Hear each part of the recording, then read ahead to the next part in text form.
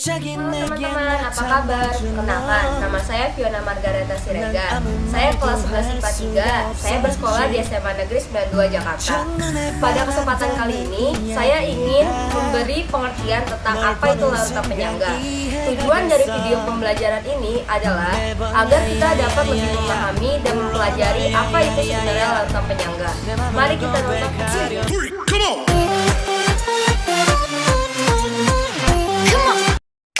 Sebelum kita masuk pada materi larutan penyangga atau buffer, alangkah baiknya kita mempelajari terlebih dahulu materi persyaratannya. Materi yang akan kita pelajari terlebih dahulu adalah contoh asam kuat dan asam lemah. Berikut adalah contoh dari asam kuat serta contoh dari asam lemah. Hal yang wajib kalian lakukan pada materi ini adalah menghafal asam kuat. Karena jika kalian dapat menghafal asam kuat, kalian akan lebih mudah membedakan mana asam kuat dan mana asam lemah. Sebab asam yang tidak termasuk pada asam kuat dinyatakan sebagai asam lemah. Materi kedua yang akan kita pelajari adalah basa kuat dan basa lemah. Berikut adalah contoh dari basa kuat dan juga basa lemah. Sama halnya pada materi sebelumnya, pada materi ini kita juga diwajibkan untuk menghafal basa kuat. Bedanya, basa kuat dibagi menjadi dua golongan, yaitu golongan pertama dan golongan kedua. Jika kalian sudah menghafal golongan pertama dan golongan kedua dari basa kuat, kalian dapat membedakan mana basa kuat dan basa lemah. Karena basa yang tidak termasuk di dalam golongan 1 dan 2 basa kuat dinyatakan sebagai basa lemah. Pada materi yang ketiga, kita akan mempelajari pasangan asam basa konjugasi. Berikut adalah contoh pasangan asam basa konjugasi. Pasangan asam basa konjugasi dapat terbentuk karena pasangan asam basa tersebut telah melakukan serat terima proton. Setelah kita sudah memahami ketiga materi tersebut, baru kita masuk ke dalam definisi larutan penyangga.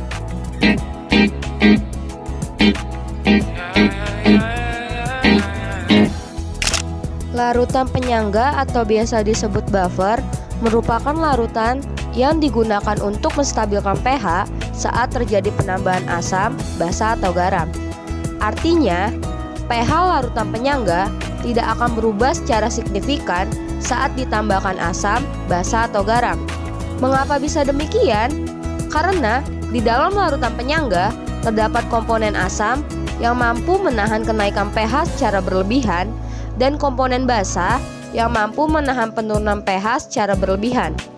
Jadi, dapat kita simpulkan bahwa larutan penyangga dibentuk melalui reaksi antara asam lemah dan basa konjugasinya serta basa lemah dan asam konjugasinya.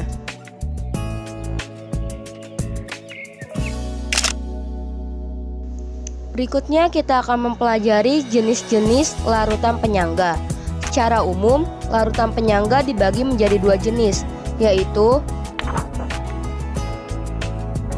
larutan penyangga asam. Larutan penyangga asam merupakan larutan penyangga yang terdiri dari asam lemah dan basa konjugasinya. Larutan penyangga ini berfungsi untuk mempertahankan pH pada kondisi asam. Larutan seperti ini dapat diperoleh dengan yang pertama, mencampurkan asam lemah dengan garam basa konjugasinya. Yang kedua, mencampurkan suatu asam lemah dalam jumlah berlebih dengan suatu basa kuat sehingga bereaksi menghasilkan garam basa konjugasi dari asam lemah tersebut. Yang kedua, larutan penyangga basa. Larutan penyangga basa merupakan larutan penyangga yang terdiri dari basa lemah dan asam konjugasinya. Larutan ini berfungsi untuk mempertahankan pH pada kondisi basa. Larutan seperti ini dapat diperoleh dengan pertama, mencampurkan basa lemah dengan garam asam konjugasinya.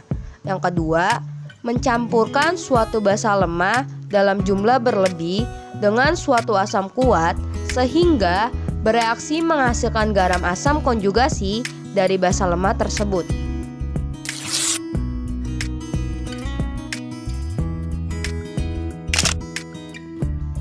Selanjutnya kita akan mempelajari cara kerja larutan penyangga. Di dalam larutan penyangga terdapat asam atau basa beserta asam konjugasi atau basa konjugasinya. Keduanya akan membentuk kesetimbangan ion di dalam air. Kesetimbangan ion itulah yang nantinya membuat larutan penyangga bisa bertahan pada rentang pH tertentu saat ditambahkan sedikit asam atau basa. Dan contohnya adalah sebagai berikut.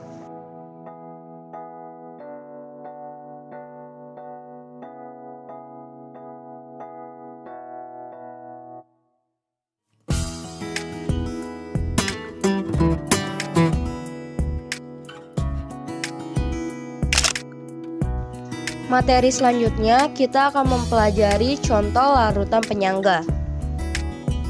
Yang pertama adalah buffer asam. Buffer asam adalah campuran asam lemah dan basa konjugasinya atau asam lemah dengan garamnya. Berikut adalah contoh buffer asam. Yang pertama ada CH3COOH dan CH3COO-, di mana CH3COOH berperan sebagai asam lemah dan CH3COO- berperan sebagai basa konjugasinya. Yang kedua ada CH3COOH dan CH3COONA, di mana CH3COOH berperan sebagai asam lemah dan CH3COONA berperan sebagai garamnya. Berikutnya adalah contoh buffer basa. Buffer basa adalah campuran basa lemah dan asam konjugasi atau basa lemah dengan garamnya. Contoh buffer basa adalah sebagai berikut. Yang pertama ada NH3 dan NH4+, di mana NH3 berperan sebagai basa lemah dan NH4+ berperan sebagai asam konjugasinya. Yang kedua ada ALOH 3 kali dan ALCl3, di mana ALOH 3 kali berperan sebagai basa lemah dan ALCl3 berperan sebagai garam.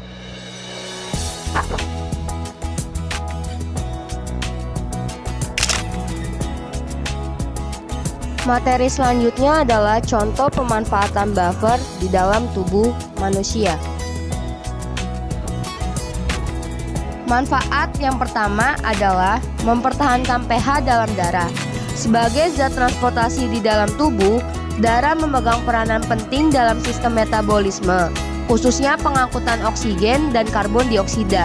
Oleh karena itu, darah harus selalu berada pada pH tertentu, yaitu 7,4.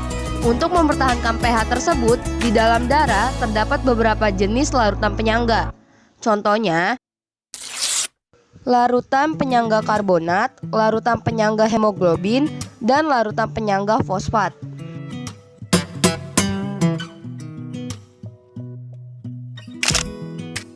Yang kedua adalah larutan penyangga di dalam air ludah. Makanan yang masuk ke dalam mulut tentu akan mempengaruhi tingkat keasaman di dalamnya. Kadar pH di dalam mulut harus selalu konstan agar tidak merusak email gigi, yaitu pada kisaran 6,8. Jika mulut berada pada kondisi yang terlalu asam, maka email gigi akan terkikis sedikit demi sedikit. Akibatnya, kuman-kuman bisa dengan mudah masuk ke dalam gigi. Maka dari itu, untuk mempertahankan pH tersebut, air ludah akan mengeluarkan larutan penyangga fosfat. Larutan penyangga ini bisa menetralkan asam. Demikian materi tentang larutan penyangga atau buffer yang dapat saya sampaikan. Semoga dapat bermanfaat untuk pembelajaran jarak jauh yang sedang berlangsung ini. Tetap jaga kesehatan dan tenang dalam menghadapi wabah virus corona. Mari bersatu melawan corona. Terima kasih.